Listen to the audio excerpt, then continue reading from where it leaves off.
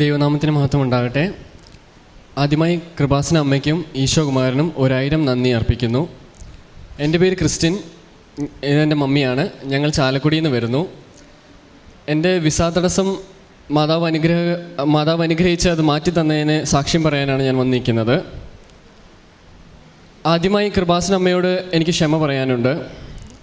എൻ്റെ മമ്മി ഉടമ്പടി എടുത്തിരുന്നു. 2023 ജൂലൈയിൽ ഞാൻ ആദ്യമായിട്ട് ഇവിടെ വന്നത്. എന്നാൽ എനിക്കിതിൽ വലിയ വിശ്വാസവും ഒന്നുമില്ലായിരുന്നു. മാതാവ് എല്ലായിടത്തും ഉണ്ടല്ലോ.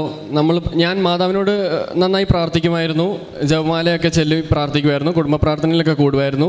എന്നാൽ അപ്പം ഞാൻ വിചാരിച്ചുകൊണ്ടിരുന്നത്, മാതാവ് എല്ലായിടത്തും ഉണ്ടല്ലോ, എന്തിനാണ് ഇങ്ങനെ പ്രത്യേകമായി നമ്മൾ കൃപാസനത്തിൽ വന്ന് മാതാവിനോട് പ്രാർത്ഥിക്കുന്നതെന്ന് എനിക്ക് ചോദ്യങ്ങൾ ഉള്ളിലുണ്ടായിരുന്നു. അതുകൊണ്ട് തന്നെ എനിക്ക് വലിയൊരു വിശ്വാസമില്ലായിരുന്നു. എന്നാൽ മമ്മിക്ക് ഭയങ്കര വിശ്വാസമായിരുന്നു. മമ്മിയുടെ വിശ്വാസത്തിലാണ് ഞാൻ ഇങ്ങോട്ട് എത്തുന്നത്. ഞാൻ ഇവിടെ വന്ന ദിവസം എനിക്ക് ഓർമ്മയുണ്ട്, മമ്മി ഉടമ്പടി എടുക്കാൻ കയറിപ്പോയി. നല്ല തിരക്കായിരുന്നു. ഞാൻ ആ കോണിലിരുന്ന് പുറകിലിരുന്ന് ഉറങ്ങിപ്പോയി.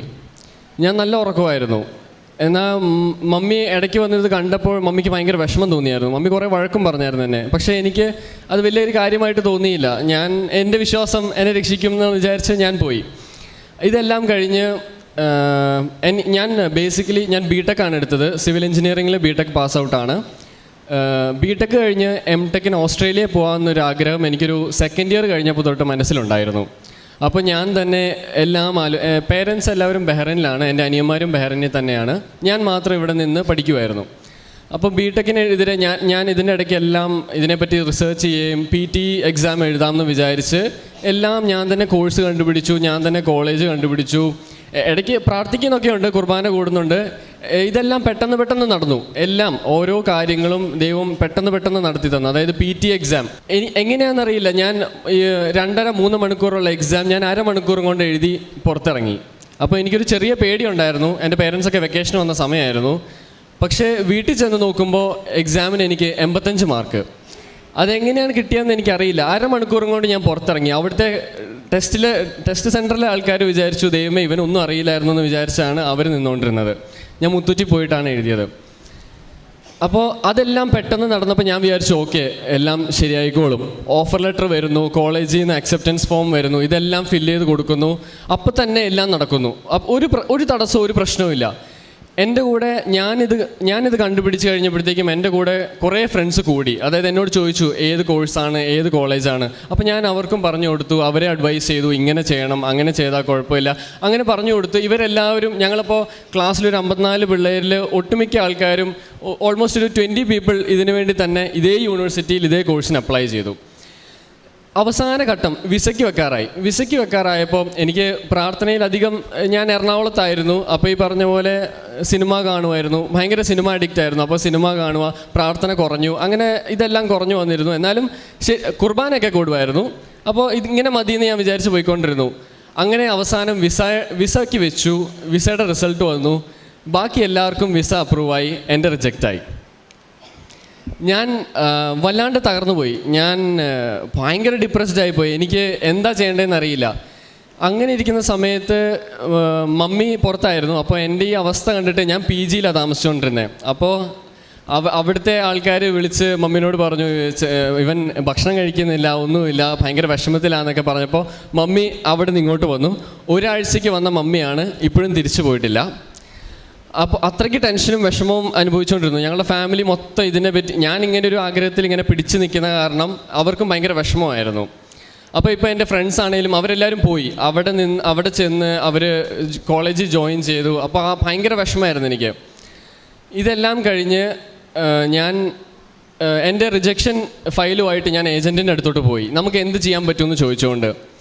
അപ്പോൾ ഒരു കാലത്തും ഓസ്ട്രേലിയയിൽ നിന്ന് ഇത്രയ്ക്ക് വലിയ പ്രശ്നം റിജക്ഷൻസ് വരാറില്ല. സാധാരണ 1-2 മാക്സിമം 3 റീസണൊക്കെയാണ് ഒരാളുടെ റിജക്ഷൻ പേപ്പറിൽ വരാറ്. ആ സ്ഥലത്ത് എനിക്ക് 7 റിജക്ഷൻ റീസൺസാണ് വന്നത്.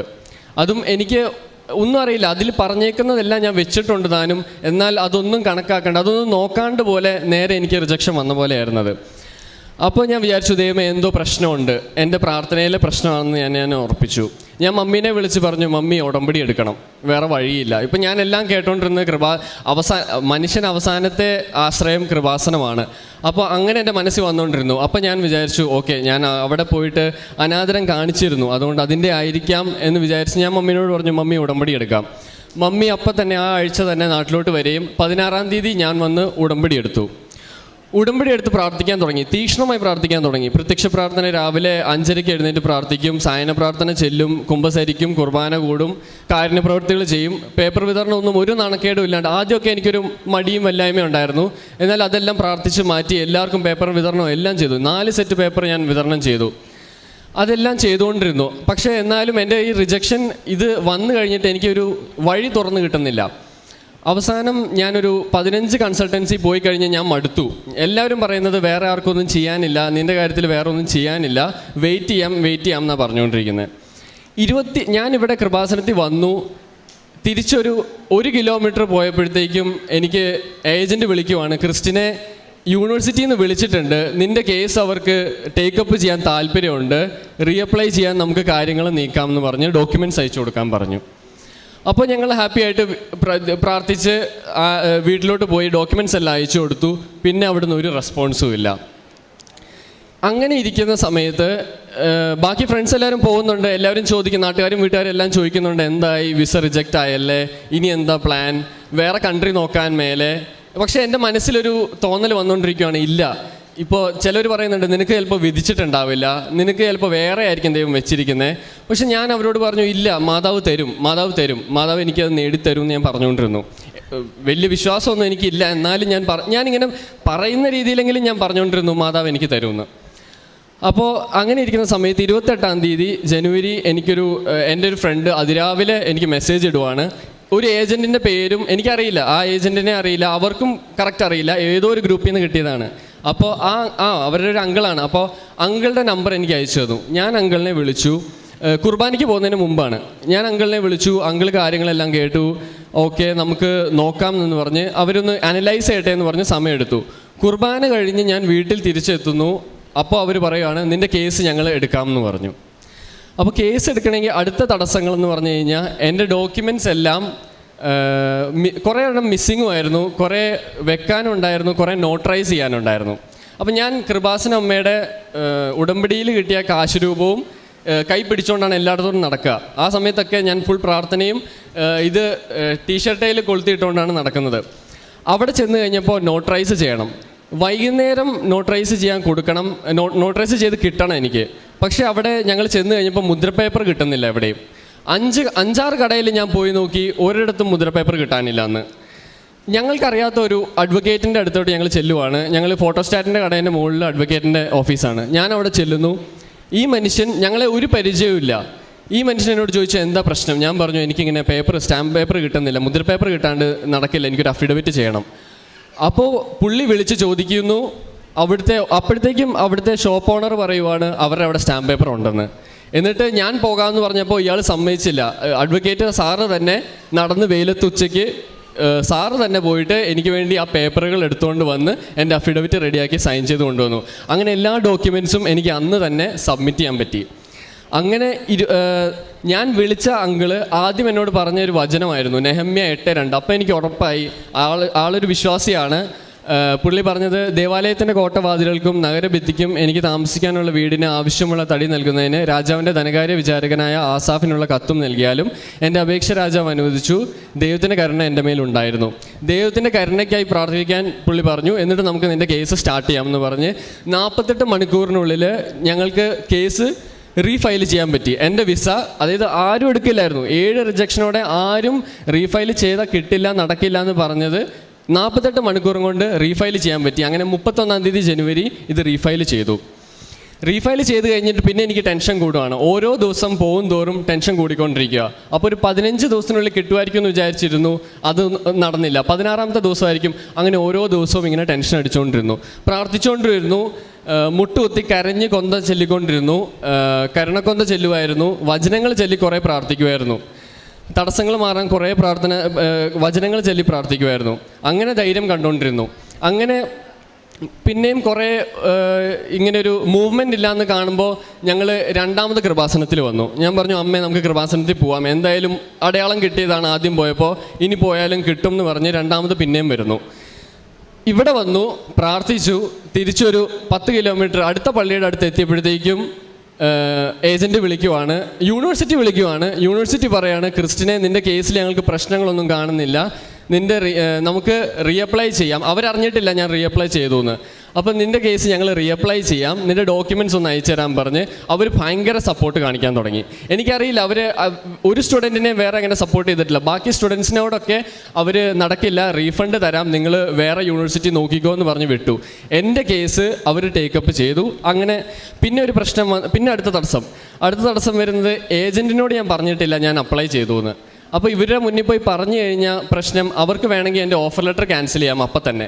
അങ്ങനെ ക്യാൻസൽ ചെയ്ത് കഴിഞ്ഞാൽ ഞാൻ വിസയ്ക്ക് വെച്ചതും ക്യാൻസലായി പോവും, ഞാൻ ഈ പൈസ ചിലവാക്കിയതും എല്ലാം വെറുതെ ആവും. അപ്പോൾ എനിക്ക് അടുത്ത ടെൻഷനായി. പിന്നെയും കുറേ പ്രാർത്ഥിച്ച് അവസാനം ഞാൻ മാതാവിൻ്റെ കാശുരൂപവും പിടിച്ചുകൊണ്ട് ധൈര്യമായിട്ട് ഞാനും മമ്മിയും കൂടെ ഏജൻസിയിലോട്ട് പോവുകയാണ്, ഇവരോട് പറയാം എന്ന് തന്നെ വിചാരിച്ച്.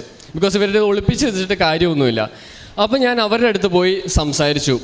ഒരു കാലത്തും സൗമ്യതയോടെ സംസാരിക്കാത്ത ഒരു മിസ്സ് അന്ന് ദൈവം, എനിക്കറിയില്ല, മാതാവ് സംസാരിച്ച പോലെ എന്നോട് സംസാരിച്ചു. മോനെ നീ ടെൻഷൻ അടിക്കണ്ട, നീ ചെയ്തല്ലേ എന്ന് പറഞ്ഞ്, അല്ലെങ്കിൽ എന്തെങ്കിലും പറഞ്ഞ് അപ്പം ദേഷ്യപ്പെടുന്ന മിസ്സ് അന്ന് പറയാം, മോനെ നിനക്ക് എങ്ങനെയെങ്കിലും കിട്ടട്ടെ, ഞാൻ പ്രാർത്ഥിക്കാൻ, നീ ദൈവത്തിൽ പ്രാർത്ഥിച്ചോ, നിനക്ക് കിട്ടും എന്ന് തന്നെ ഞങ്ങൾ വിചാരിക്കുന്നു എന്ന് പറഞ്ഞ് അവർ തന്നെ യൂണിവേഴ്സിറ്റീനെ വിളിച്ച് കൺവീൻസ് ചെയ്ത് എൻ്റെ കാര്യം റെഡിയാക്കി തന്നു. അങ്ങനെ ആ തടസ്സം മാറി കിട്ടി, ദൈവം അനുഗ്രഹിച്ച്. പിന്നെ ഞങ്ങൾ വിസയ്ക്ക് വേണ്ടി വെയിറ്റ് ചെയ്യാൻ തുടങ്ങി. ഇത് കുറേ നാൾ നീണ്ടു നിന്നെങ്കിലും അവസാനം എൻ്റെ COE ഓഫർ ലെറ്റർ വാലിഡിറ്റി കഴിയാറായി. അപ്പോൾ യൂണിവേഴ്സിറ്റിയിൽ നിന്ന് മെസ്സേജ് വന്നു, വാലിഡിറ്റി കഴിയാറായി, പുതിയ COE വേണം. അങ്ങനെ വരുന്ന പുതിയ ഓഫർ ലെറ്റർ എടുക്കണമെങ്കിൽ ഞാൻ പൈസ കൊടുത്ത് മെഡിക്കൽ ഇൻഷുറൻസ് എടുത്തിരുന്നു, ഫീസ് അടച്ചായിരുന്നു, ഇതെല്ലാം എനിക്ക് പ്രശ്നമാകും. മെഡിക്കൽ ഇൻഷുറൻസിന് എൻ്റെ ഫ്രണ്ട് ഇതുപോലെ റിജക്റ്റ് ആയി കഴിഞ്ഞ് അവൻ വെച്ചിട്ട് ഇതുവരെ അവൻ അവിടെ നിന്ന് ഒരു റിപ്ലൈ കിട്ടിയിട്ടില്ല. ഒരു 3 ആഴ്ച കഴിഞ്ഞു. എന്നാൽ ഞാൻ ഒരു സാറ്റർഡേ ഒരിക്കലും ഒരു കമ്പനിയും വർക്ക് ചെയ്യുന്നല്ല. സാറ്റർഡേ രാവിലെ ഞാൻ പ്രാർത്ഥിച്ച് ഞാൻ ഭൂപ്പയിലോട്ട് വിളിച്ചു ചോദിച്ചു, എൻ്റെ കാര്യം ഇങ്ങനെയാണ്, എന്നെ സഹായിക്കാൻ പറ്റുമോ എന്ന് ചോദിക്കുന്നതും ആ മിസ് ആ കോളിൻ്റെ ഇടയ്ക്ക് തന്നെ എനിക്കെൻ്റെ ഇൻഷുറൻസ് എക്സ്റ്റെൻഡ് ചെയ്ത് തന്നു, അതായത് അടുത്ത ജൂലൈയിലോട്ട്. അപ്പോൾ എൻ്റെ അതുവഴി വലിയൊരു അത്ഭുതം നടന്നു. അപ്പോൾ ഒരിക്കലും നടക്കുന്നല്ല, വേറെ ആരുടെയും അങ്ങനെ എക്സ്റ്റെൻഡ് ചെയ്തിട്ടില്ല, അവർ കോൾ പോലും എടുക്കത്തില്ല. മെയിൽ കാണുന്നത് പോട്ടെ, 15 ദിവസം എടുക്കുമെന്ന് പറഞ്ഞ കാര്യം എനിക്ക് 2 മിനിറ്റ് കൊണ്ട് നടന്നു കിട്ടി. എനിക്ക് പിന്നെ ഒരു ധൈര്യമുള്ളതെന്ന് വെച്ചാൽ ടൈം ഷോർട്ടനിങ്ങും ലൈറ്റ് വെയിറ്റ് ആക്കുന്നതുമാണ് ഇവിടുത്തെ ഏറ്റവും വലിയ കാര്യമെന്ന് അച്ഛൻ ധ്യാനത്തിൽ പറയുന്നത് കേട്ടിട്ടുണ്ടായിരുന്നു. ആ ഒരൊറ്റ വിശ്വാസത്തിലാണ് ഞാൻ ഈ പ്രാർത്ഥന തുടങ്ങിയതും പ്രാർത്ഥനയിൽ അങ്ങനെ തന്നെ നിന്നതും. അത് രണ്ടും എനിക്ക് നടന്നു കിട്ടുന്നുണ്ടായിരുന്നു. പിന്നെയും ദിവസങ്ങൾ പോകുന്തോറും എനിക്ക് മനസ്സിൽ ഭയങ്കര ഒരു വിഷമവും ദേഷ്യവും വരുന്നുണ്ട്. എന്നാൽ എന്താ ചെയ്യേണ്ടതെന്ന് അറിയില്ല. അപ്പോൾ ഞാൻ ഭയങ്കര ഡൗൺ ആയിട്ടിരുന്ന ഒരു ദിവസം അമ്മ പറയുവാണ്, നീ ഒരു കാര്യം ചെയ്യ്, നീ കൃപാസന മാതാവുണ്ടല്ലോ, മാതാവിൻ്റെ പടം ഞാൻ അത്യാവശ്യം കുറച്ചൊക്കെ വരയ്ക്കും, വലിയ വരക്കാരനൊന്നുമല്ല, കുറച്ച് വരയ്ക്കും. അപ്പോൾ അമ്മ എന്നോട് പറഞ്ഞു, നീ കൃപാസനം അമ്മയുടെ ഫോട്ടോ വരയ്ക്കാൻ പറഞ്ഞു, നീ വരച്ചു നോക്ക്, നീ വരയ്ക്ക് ഒരു അത്ഭുതം വരുമെന്ന് പറഞ്ഞു. അപ്പോൾ എനിക്ക് വേറെ ഒന്നും ചിന്തിച്ചിട്ട് ഒരു പിടിയും കിട്ടുന്നില്ല. നമുക്ക് ഇമിഗ്രേഷൻ ഓഫീസിൽ വിളിച്ച് ചോദിക്കാനും പറ്റില്ല, ഒന്നും ചെയ്യാൻ പറ്റുന്നില്ല. അപ്പോൾ മമ്മി ഇങ്ങനെ പറഞ്ഞപ്പോൾ ആ ഒരൊറ്റ വിശ്വാസത്തിൽ ഞാൻ മുകളിൽ പോയി കഥ അടച്ചു, റൂമിലിരുന്ന് എൻ്റെ പുസ്തകം, ഞാൻ ഈ വചനം എഴുതി പ്രാർത്ഥിക്കുമായിരുന്നു. വചനം ഇങ്ങനെ 33 വട്ടം എഴുതി പ്രാർത്ഥിക്കുമായിരുന്നു. ആ പുസ്തകത്തിൽ തന്നെ എടുത്ത് ഞാൻ കൃപാസന അമ്മേനെ വരച്ചു. മാതാവിൻ്റെ പടം ഞാൻ വരച്ചു കഴിഞ്ഞ് പെൻസിൽ വെച്ച് എൻ്റെ ഫോൺ എടുത്ത് നോക്കുമ്പോൾ യൂണിവേഴ്സിറ്റിയിൽ നിന്ന് മെയിൽ വരുവാണ്, എനിക്ക് മാർച്ച് 15-ാം തീയതി വരെ ഡേറ്റ് എക്സ്റ്റെൻഡ് ചെയ്ത് തന്നേക്കുവാണെന്ന്. അപ്പോൾ എനിക്ക് പുതിയ പ്രത്യാശയായി. പിന്നെ മാർച്ച് 15 വെച്ച് നമ്മൾ പ്രാർത്ഥിക്കാൻ തുടങ്ങി, ഡേറ്റ് ഇട്ട് പ്രാർത്ഥിക്കാൻ തുടങ്ങി, ദൈവമേ ഇതിനു മുമ്പ് എൻ്റെ വിസയ്ക്കൊരു തീരുമാനം വരണേന്ന്. അങ്ങനെ അത് കഴിഞ്ഞ് പിന്നീട് വെയിറ്റ് ചെയ്യുന്ന സമയത്ത് 3ാമത് കൃപാസനത്തിൽ പിന്നെയും വന്നു. ഇനി എനിക്ക് വിസ ഗ്രാൻഡ് ആവാനേ ഉള്ളൂ, വേറെ ഒന്നും ചെയ്യാനില്ല. അപ്പോൾ ഞങ്ങൾ പ്രാർത്ഥിച്ചുകൊണ്ടിരുന്ന രാവിലെയും വൈകുന്നേരം പ്രാർത്ഥിച്ചുകൊണ്ടിരുന്ന, മാതാവേ എടുക്കുന്ന ആൾ ഏറ്റവും അനുയോജ്യമായുള്ള ഒരാളാകണമേ, അമ്മ സഞ്ചരിച്ച് പോയി എനിക്കിത് എടുത്തു തന്ന് എന്നെ ഒരു പ്രത്യക്ഷീകരണത്തിൻ്റെ ഒരു അത്ഭുത സാക്ഷിയാക്കി മാറ്റണേ എന്നാണ് പ്രാർത്ഥിച്ചുകൊണ്ടിരുന്നത്. അങ്ങനെ പ്രാർത്ഥിച്ചുകൊണ്ടിരുന്നു. ഈ കഴിഞ്ഞ ദിവസം ഞങ്ങൾ 40-ാം വെള്ളിയാഴ്ച ഞങ്ങൾ പള്ളിയിൽ നിന്നുകൊണ്ട് കുരിശിൻ്റെ വഴി കൂടിക്കൊണ്ടിരിക്കുമായിരുന്നു. എൻ്റെ ഫോൺ വല്ലാണ്ട് മെസ്സേജ് അടിച്ചുകൊണ്ടിരിക്കുക. അപ്പോൾ ഞാൻ വിചാരിച്ചു ദൈവം എന്താണാവോ എന്ന് വിചാരിച്ച് കുരിശിൻ്റെ വഴി കഴിയട്ടെ. കഴിഞ്ഞ് ഞാനും മമ്മിയും പള്ളിയിൽ നിന്ന് ഇറങ്ങി നോക്കുമ്പോൾ ഞങ്ങളുടെ എല്ലാ കാര്യവും പള്ളികളിലാട്ടോ നടക്കുന്നത്. കോള് വരുവാണെങ്കിലും പള്ളിയിൽ നിന്ന്, മെയിൽ വരുവാണെങ്കിലും പള്ളിയിൽ നിന്ന്. അതുകൊണ്ട് ഞങ്ങൾ ഇപ്പോൾ തന്നെ ഒരു 30-31 പള്ളിയിലൂടെ ഞങ്ങൾ തീർത്ഥാടനം നടത്തി. വീട്ടുകാരൊക്കെ ഇടയ്ക്ക് കളിയാക്കും, നിങ്ങളിങ്ങനെ നടന്നോ, നിങ്ങൾ പള്ളി സകല പള്ളികളിലും കയറി നടന്നോ എന്ന് പറയുമായിരുന്നു. എന്നാലും ഞങ്ങളതൊന്നും ഭയവയ്ക്കാണ്ട്, ബിക്കോസ് ആശ്വാസം കിട്ടുന്നത് എങ്ങനെയാണോ ഞങ്ങളപ്പോൾ അങ്ങനെ അത് ചെയ്തുകൊണ്ടിരുന്നു. എല്ലാം പള്ളിയിൽ നിന്ന്. അതുപോലെ തന്നെ എൻ്റെ വിസയും എനിക്ക് എന്താ പറയേണ്ടതെന്ന് അറിയില്ല. 22-ാം തീയതി എനിക്ക് എൻ്റെ വിസ അപ്രൂവ് ആക്കി കിട്ടി. എനിക്ക് ഒരു കുഴപ്പവും ഇല്ലാണ്ട് ജൂലൈ ഇൻടേക്കിലോട്ട് യൂണിവേഴ്സിറ്റി എനിക്ക് എക്സ്റ്റെൻഡ് ചെയ്ത് തന്നു. അതുകൊണ്ട് എനിക്ക് ഇന്നലെ തൊട്ട് എൻ്റെ വിസ അടിച്ചു തന്നു. എനിക്കിനി 3 മാസം മുന്നേ ഉണ്ട്. ഞാനിത് മാതാവ് തന്നെ അനുഗ്രഹമാണെന്ന് ഉറച്ചു വിശ്വസിക്കുന്നു. പിന്നെ ഇതുവഴി എൻ്റെ ജീവിതത്തിലുണ്ടായ മാറ്റങ്ങളെന്ന് വെച്ചാൽ, പ്രാർത്ഥന വളരെ കുറവായിരുന്നു, പ്രാർത്ഥിക്കുമായിരുന്നു, എന്നാൽ തീക്ഷ്ണത കുറവായിരുന്നു. എന്നാൽ എനിക്ക് മാതാവ് വഴി എനിക്ക് കൂടുതൽ തീക്ഷ്ണതയോടെ പ്രാർത്ഥിക്കാനുള്ള അനുഗ്രഹം ലഭിച്ചു. പ്രത്യക്ഷീകരണ പ്രാർത്ഥന എല്ലാം ഒരു അണുവിട തെറ്റിക്കാണ്ട് ഞാൻ കാണാൻ പഠിച്ചു. ഇപ്പോൾ ബസ്സിൽ പോവുകയാണെങ്കിലും യാത്ര ചെയ്യുവാണെങ്കിലും ഞാനത് ചൊല്ലിക്കൊണ്ട് തന്നെയാണ് പോയിക്കൊണ്ടിരിക്കുന്നത്. അതൊരു വിശ്വാസമായി മാറിക്കഴിഞ്ഞു. വിശ്വാസ പ്രമാണം 33 വട്ടം ചെല്ലുക. 33 വട്ടമല്ല, എത്ര വട്ടം ചെല്ലിയെന്ന് എനിക്ക് പോലും ഒരു പിടുത്തമില്ല. ഞാൻ നിനക്ക് മുമ്പേ പോയി മലകൾ നിരപ്പാക്കുകയും പിച്ചളവാതിൽ തകർക്കുകയും ഇരുമ്പോടാമ്പുകൾ ഒടിക്കുകയും ചെയ്യുന്നതിനെ പേര് ചൊല്ലി വിളിച്ച് ഇസ്രായേലിൻ്റെ കർത്താവായ ദൈവം ഞാനാണെന്ന് നീ അറിയേണ്ടതിന് അന്ധകാരത്തിലെ നിധികളും രഹസ്യധന ശേഖരവും ഞാൻ നിനക്ക് തരും. ഈ ഒരു വചനം 1000 അല്ല 1000 കവിഞ്ഞ് എത്രയോ പ്രാവശ്യം ഞാൻ എഴുതി കഴിഞ്ഞു. ഇത്രയും ആത്മീയമായി വളരുവാൻ എനിക്ക് സഹായം ലഭിച്ചു. എന്നെ ഈ വിശ്വാസത്തിൽ നിർത്തിയതും ഞാനിവിടെ വരാൻ കാരണം എൻ്റെ അമ്മയാണ്. അമ്മയ്ക്കും ഞാൻ 1000 നന്ദി പറയുന്നു.